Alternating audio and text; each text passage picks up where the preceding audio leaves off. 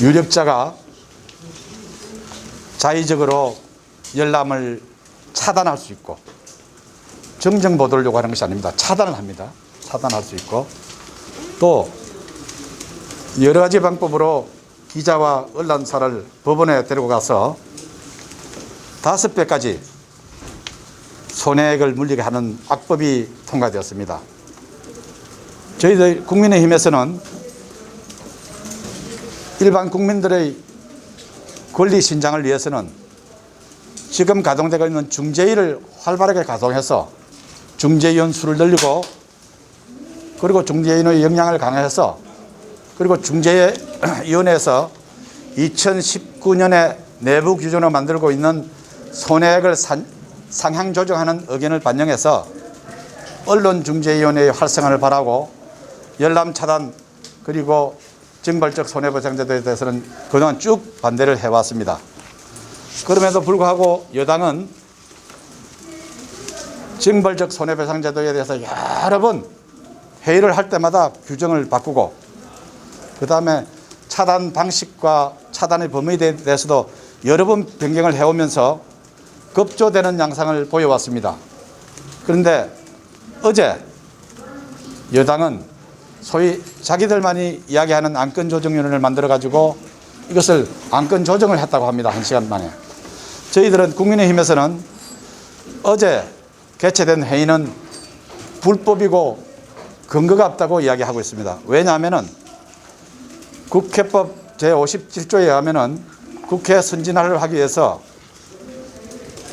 안건이 대립이 심할 때는 상임위원장이 90일간의 시간을 두어서 찬반이 동수가 되게끔 3명씩 위원을 선정하여서 심도 있는 논의를 해서 국민의 권리 신장과 복리에 봉사하라, 이렇게 되어 있습니다.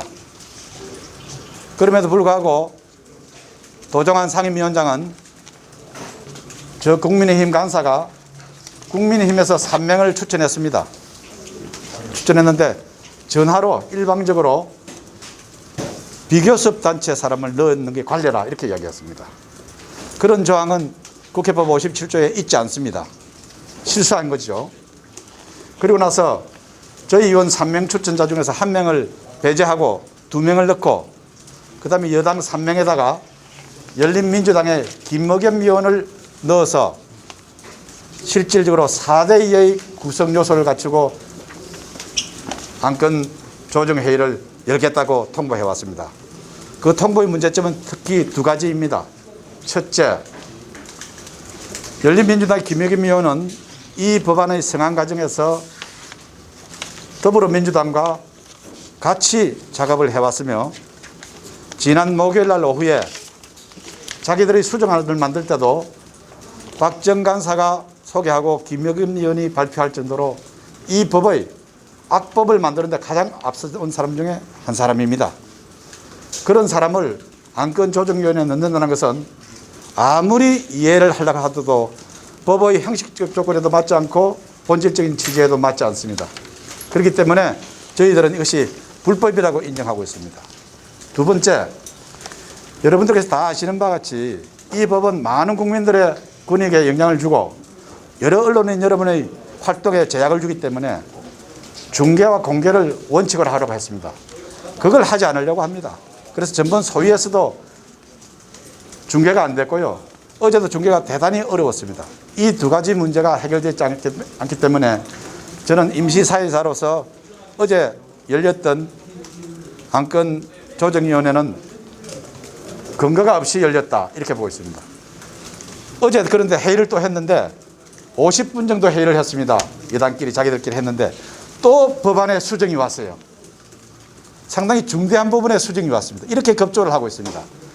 오늘 상임위원회를 열어가지고 이 조항에 대한 설명과 검토도 전혀 없이 여당 상임위원과 이 문제에 관심을 가지는 국민의힘 의원들이 의총을 하면서 참여한 가운데서 기립 표결로서 통과시켰습니다. 저희들은 이것은 불법이라고 보고 있습니다. 전혀 정해진 안건조정위원회가 제대로 구성이 되지 않았고 오늘 여당 간사도 상임위원장도 왜 하필이면 오늘 이 시간에 통과시켜야 되냐고 질의를 하자 아무런 대답을 하지 못했습니다. 저희들이 추정하건대 문체위 상임위원장이 곧 바뀌게 되어 있습니다. 여야 합의로. 뿐만 아니고 오늘 통과시켜야만이 수기기간을 지나고 법사위를 도달해가지고 자기들이 계획하고 있는 8월 말 국회에 상정될 수 있는 그런 스케줄을 가지고 있습니다. 그것이 너무나 뻔한데도 불구하고 수차례의 거짓말을 통해 가지고 이것이 합법적으로 처리됐다고 합니다.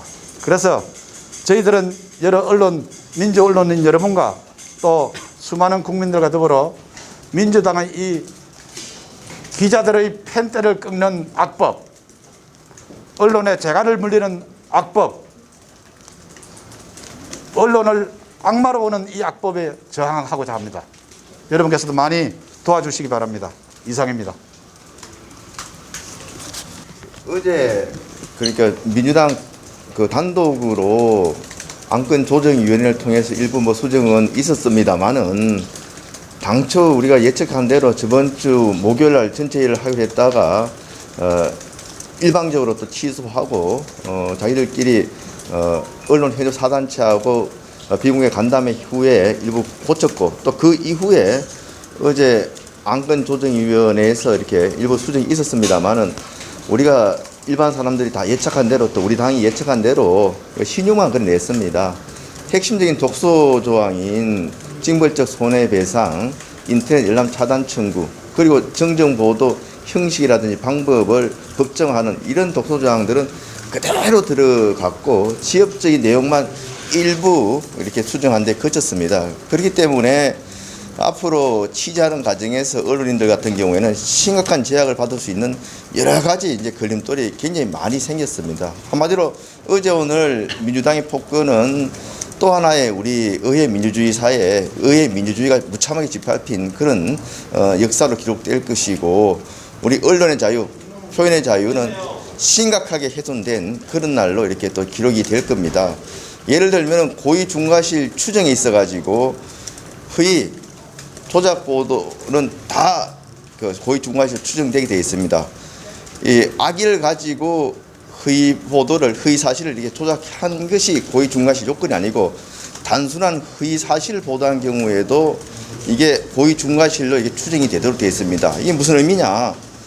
대부분 우리 취재원으로부터 이렇게 정보를 받아서 취재할 때 그 당시에는 이게 팩트인지 아닌지 확실하게 구분이 안 가는 경우가 많이 있습니다. 실제 팩트를 하더라도 지금 한명숙 전 총리 뇌물 사건만 하더라도 대법원 판결까지 난 것 가지고도 아직도 지금 사실이니 아니니 따지는 거 아니겠습니까? 그러면은 우리 언론사 지금 취재하는 과정에서 앞으로는 이게 확실한 팩트라는 확신이 없는 기사를 올리는데 굉장히 주저할 수밖에 없어요. 그게 나중에는 팩트로 밝혀지더라도 아직까지 그 사실을 증명할 수 없는 그런 상태에서 보도를 했을 경우에는 분명히 상대방에서는 고의중과실로 이렇게 제소할 수 있는 그런 빌미를 지금 제공하는 근거가 마련됐다는 얘기를 말씀드리고 네. 특히 이제 하나 그 인터넷 열람 차단 청구 같은 경우에도 개인의 신념이라든지 이런 핵심적인 내용을 침해하는 경우에 차단 청구할 수 있도록 되어 있습니다. 다른 요건도 많이 있지만서도. 그런데 개인의 신념을 누가 판단합니까? 결국은 자기 입맛대로 내 신념의 핵심적인 영역이 침해당했다 하면은 누구든지 저거를 제소할 수 있도록 차단 청구를 할 수 있도록 되어 있는 거예요. 그 밖에 그럼 고위 권력자 또 기업, 대기업 이런 부분에 대한 고의중과실 그 청구를 차단했다고 얘기를 해왔는데 얼마든지 우회적으로 처리할 수 있는 그런 방법이 널려 있습니다. 그런 데 대한 아무런 방법이라든지 고민 없이 그냥 덜컥 이렇게 통과시키는 겁니다. 더 뭐 많은 내용도 있습니다만 우리 최영도 의원님 또 말씀드리겠습니다. 우리 김성수 의원께서 법안 심사 소위를 가장 잘 알기 때문에 이 법안에 최종 처리된 법안의 문제점 하나하나를 이제 분석해서 언론에 제공할 겁니다. 제가 오늘 우리 국회 우리 국민의힘 문체위원과 걱정하는 것은 오늘 굉장히 중요하게 국회 안건조정위원회라고 하는 국회 선진화법의 가장 큰 기둥을 송두리째 뽑았다는 것입니다. 이 문제는 국회법의 기본 구조를 결정하는 문제이기 때문에 국회 선진화법에서 여당에게는 예산을 정해진 시간 내에 통과시킬 이런 분명한 책임과 권한을 주고 야당에게는 여야 동수로 3대3으로 90일간 그 쟁점 법안을 논의하도록 하는 두 개의 기둥 중에 한 기둥을 민주당이 무참하게 뿌리 뽑았습니다. 이 문제는 굉장히 중요한 문제이기 때문에 우리가 오늘 사안으로 그치지 않을 겁니다. 계속 이 문제는 끝까지 다투고 법사위에서도 이 문제가 다시 제기될 것이고 또 이 문제는 헌법적인 문제로까지 나아갈 것입니다. 굉장히 중요한 문제입니다. 또 하나 저희들이 법안 심사 과정에서 부단하게 의견을 제시했음에도 불구하고 대안이 없다라는 거짓말을 계속하고 있습니다. 귀를 닫고 있었습니까? 지난 수십 시간 동안 우리가 주장하고 반대하고 걱정했던 조항들에 대한 의견은 모조리 무시하고 대안이 없다고 하는 거짓말을 합니다. 이건 한마디로 국회 소위원회 법안 심사 과정이라는 축조심의라고 하는 그 절차를 의도적으로 왜곡하고 무시하는 처사입니다. 이 역시 우리 국민의힘뿐 아니라 국민들의 의견을 반영하는 개별 헌법기관으로서 굉장히 중요한 입법권 침해가 있었음이 분명합니다. 이 부분은 그 증거 자료가 속기록에 있는 만큼 계속 추후 그 책임을 따지게 될 것입니다. 오늘 싸움이 끝난 것 같지만 결코 끝난 것이 아닙니다. 다시 시작될 것이고요. 우리가 가장 걱정했던 것은 세계 어느 나라 문명 국가에서도 징벌적 손배사로운 것을 언론 사건에 두지 않는다는 것입니다. 미국에서조차 두지 않습니다. 대법원 판례로 간혹 있기도 하지만 그것도 굉장히 남용된다 그래서 제한하고 있습니다. 저희가 미국에는 그런 법이 없다고 하니까 주법에 있다고 그럽니다. 주법이 어디에 있냐 그랬더니 몇 개 법을 나열을 하길래 미국의 가장 대표적인 주인 매사추세츠와 UMC주 같은 데는 아예 그걸 법으로 금지하고 있다니까 또 말을 못합니다. 그리고 손배 금액이 너무 작아서 변호사 비용도 안 된다고 하지만 실제로 평균액은 작지가 않습니다. 그리고 그것은 우리가 토론 과정에서 국회 언론중재위원회에 분석 자료에 상세히 나옵니다. 이것은 미디어 환경의 변화와 그래서 새로운 어떤 언론 중재 수단의 발견 이런 게 필요하다고 하는 것이지 이런 것들을 사실과 전혀 다른 것을 핑계로 정통 언론의 권력 비판을 이제 가로막기 위한 징벌적 손배사라고 하는 세계 유례가 없는 악법을 집어넣게 된 것입니다. 거기에 무슨 고위공직자를 뺐다고 하지만 전부 거짓말입니다. 몸통은 그대로 두고 꼬리만 자른 것입니다. 이 권력 실체라는 것은 그냥 헛개비 장관 정도가 아닙니다. 권력 실체는 대개 비선 실체로 불리고 몸통이라고 불립니다. 그런 사람들이 누군지는 우리가 최근에 겪었던 사건에서 잘 드러납니다. 그리고 지금 문제되는 이 권력 비리와 내로남불 비리의 가장 큰 사건은 현재 고위공직자가 아니라 전직 고위공직자입니다. 이 사람들은 이걸 바탕으로 마음대로 5배 징벌 손배소라는 칼날을 휘두르면서 추가 언론 보도, 취재를 압박할 것입니다. 그리고 기사 연락 차단을 요구할 것입니다. 무엇보다도 언론 여러분 상대로 칼끝이 겨누지고 있습니다. 지금 현재 민사소송에서 언론인을 직접 겨냥한 손배소가 30%가 넘습니다. 법인 50%, 기자를 포함한 개인 언론인 50%입니다. 여러분한테 5배 징벌 손배소의 칼날이 이제 회사와 함께 여러분 기자 개개인한테 겨눠질 것입니다. 우리가 이 악법을 막기 위해서 부단히 토론하고 했는데 대안이 없다면서 거짓말을 하고 핑계를 대고 있습니다. 이 악법적 요소들 지금 좀 더 김성수 의원께서 다시 정리하시겠지만 이런 국회법을 송두리째 뿌리 뽑고 국회의원의 입법심사 권한, 국민에 대한 의무를 무시한 점 그리고 무엇보다도 징벌적 손배사로가 하는 세계 언론 규칙 관련법상 전무후무한 악법에 대해서는 그것이 추후에 헌법재판소라든가 또 국제적인 평가가 따로 있겠습니다만 이 법에 당장 시행되지 못하도록 지금부터 언론인 여러분과 국민과 함께 우리 국민의힘은 최선을 다할 것입니다. 함께 지켜봐 주시고 여러분께 당부드리고 싶은 것은 단순히 기사를 중계하거나 쓰지 마십시오. 속기록을 좀 속히 보십시오. 오늘 했던 말이 누구 말이 진실인지를 팩트 체크를 해 주십시오. 우리가 지난 1년 동안 무슨 토론을 했는지 속기록을 한번 봐주십시오. 여러분 그렇게 하지 않으면 여러분 영원히 기자들에 대한 오명, 저 사람들이 덮어씌우는 가짜 뉴스니 또는 받아쓰기니 하는 이런 험한 모욕적 언어를 우리가 벗어나기 어려울 것입니다. 분명히 팩트 체크를 해주시고 속기록과 회의 과정에 대한 꼼꼼한 복기를 부탁드립니다. 감사합니다. 언론중재법 이번에 오늘 처리되는 거와 관련해 가지고 저희가 수차에 걸쳐 가지고 우리 당뿐만 아니고 정의당 그리고 국민의당 그밖에 언론단체 대한변협까지 당장 그 논의를 중단하고 좀 더 관련 사회단체가 다 참여하는 수기기구를 만들어서 심도 있게 논의하라고 한결같이 요구했는데도 불구하고 기어이 이제 오늘 위원회 처리를 했습니다. 왜 꼭 오늘 문체에서 처리를 해야 되냐에 대해서 수차에 걸쳐 가지고 저희가 질문했고 오늘도 굉장히 많은 질문을 했었는데 한 차례도 그에 대해서 명확한 답변을 주지를 못했습니다. 그러면서 자기들은 8월달 처리할 의사가 확정된 게 없다. 이렇게 계속 거짓말을 해왔습니다만 결국은 우리가 다들 예측한 시나리오대로 오늘 문체의 의결을 하고 최종 25일 날 본회의 통과시키려는 그런 일정, 자기들 내부적으로 정한 일정대로 가고 있습니다. 그렇게 해서 왜 이렇게 좀 하고 있느냐. 다들 뭐 추정들 하고 계실 겁니다. 일단은 25일 날 상임위원장 일부를 우리 당에 넘겨주기로 돼 있고 그 대상 중에 우리 문화체육관광위원회도 포함되어 있습니다. 상임위원장은 우리 당 소속이 맡을 경우에 위원회에서 처리가 좀 어려워질 것이라는 그런 계산도 깔려 있고 지금 시행 시기가 이 법의 시행 시기가 공포 후 6개월로 되어 있습니다. 바로 25일 의결되자마자 정부로 이송돼서 국무회의에서 공부되는 시점을 따져보면은 6개월이 그래도 아슬아슬하게 대선 직전에 아마 시행이 될 수 있을 것입니다. 그거 자체가 선거에 대선에도 영향을 미칠 수 있을 것이고 또 바로 이어서 중요한 또 지방선거가 6월 달에 있습니다.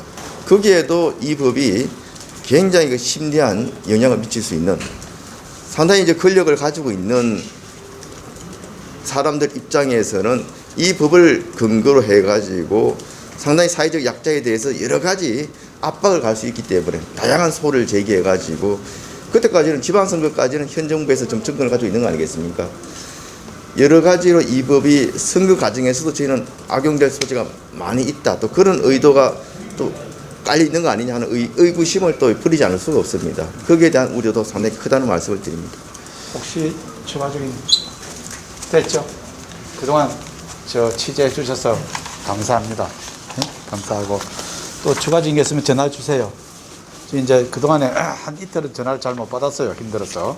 이제부터는 좀 더 받을 수 있으니까 전화 주시면은. 한 가지만 좀 여쭙겠습니다. 뭐 있어요? 네, 꼬리를 자르고 몸통은 그대로라 했고 그 몸통이 곧 비선 실세라고 하셨는데 그 비선 실세가 누구라고 칭하십니까? 아, 지금 누구를 지칭하는 것이 아니고요. 어떤 하나의 사건이 있다 이러면은 이 법에서는 현직에 있는 사람하고 대기업 임원은 징벌적 손해배상 청구를 못하도록 해놨어요. 근데 실질은 뭐냐 하면은 요 밖에 있는 사람이 다 한다 이거예요. 그러니까 그 사람이 다 청구하면은 결국은 언론사에 있는 사람은 다 피해를 본다 이 말입니다. 뭐 예를 들면 앞서도 저 설명했지만서도 최순실 같은 경우에 아무런 공직이 없었지 않습니까? 실질적으로 그런데 엄청난 막강한 권력 파워를 또 행사를 했었고 이런 부분들 그러니까 또 퇴직자라든지 그 밖에 이제 대기업 임원은 못하도록 돼 있고 그거는 대통령령으로 구체적으로 정하도록 돼 있습니다만은 임원이 아닌 대기업에서 그런 이 법을 회피할 수 있는 대리인을 내세워 가지고 징벌적 손해배상 청구하는 것에 대해서는 막을 수가 없다는 거죠. 그러니까 앞서 말씀드린 것처럼 자식에 대해서는 어떤 말씀인지 예, 누가 하느냐 이거예요. 여러 가지 우회적인 방법들이 무궁무진하게 나올 수 있는데 그러니까 이 법이 대한 그 정도로 엉성하게 예. 만들어져 있다 이거예요. 아무런 대응이나 대책이 그러니까 없이 사회적 예, 유력자라든지 그런 공직과 밀접한 관련이 있는 자를 법적으로 개념 규정을 해가지고 그 사람들 다까지 다 못하게 해야 보호가 되는데 그거는 솔랑 빠져가 있다 이거예요. 그럼 비리를 저지르면 공직자 혼자가 저지릅니까?